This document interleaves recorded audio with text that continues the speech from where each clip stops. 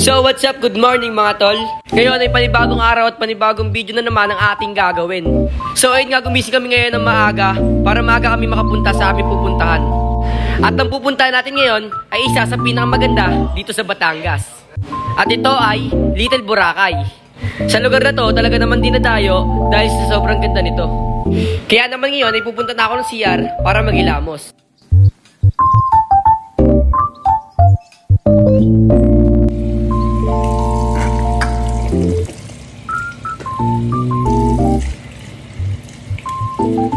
So ayun nga, tapos na tayo maghilamos at ayun, fresh na ulit. Ngayong oras ay kailangan natin gisingin ng mga tulog.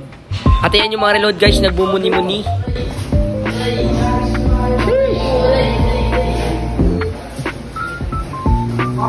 Good morning po. Good morning po. Good morning po. Morning. Good morning po. Isang egg lang muna kami din nyo. Good morning po. Good morning po. Morning. So ayun nga, ay nagluluto na muna sila ng aming kakainin. Dahil kakain muna kami bago umalis. So ayun nga, hindi tayo papayag na sila lang yung nagluluto. Kailangan may niluluto din tayo.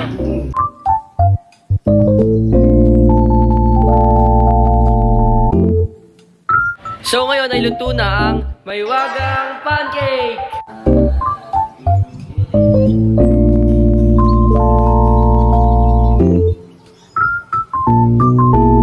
At ngayon, oras na para magsaya.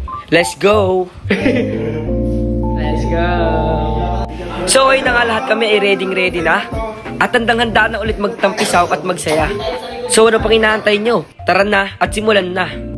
At ngayon ay babiyahin na kami sa isa sa pinakamaganda dito sa Batangas.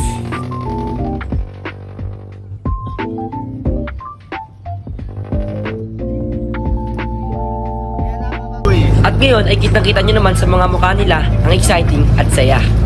At sa wakas ay nandito na kami sa Little Boracay. At sa saktong dating namin dito ay nakasalubong namin agad ang isa sa mga tour guide. Ni Tourism at then Coast Guard na kayo po ay nagdala ng starfish or humawak ng starfish, kayo po ay mape-penalty pa. Kaya hanggang... At ayun, oras na para tumuwid ng kabilang isla. Kaya naman tara, samahan nyo kami para mag-explore at magsaya ngayong araw na to. At ngayon ay kitang-kita na nga namin ang saya sa sobrang ganda ng lugar na to. And now, andito na tayo sa exciting part. Dahil ngayon, ay sasakyan namin ang pinakamaganda, pinaka-may thrill at pinaka-challenging. At ito ang Banana Boat. Wala yan, okay lang yan. Magkano? 2,000. Ano? 2,000. Ano araw yan?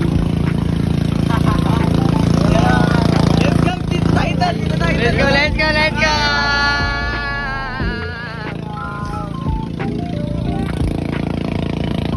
At ito na nga pagkakataon na makakasakay kami sa Banana Boat.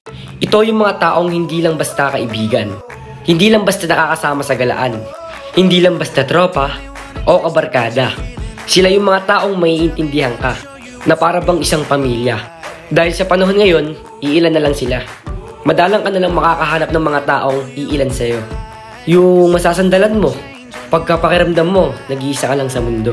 Mga problema, mga sikreto, sa kanila, malaya ka makakapagkwento. Batangas give us the best day of our lives.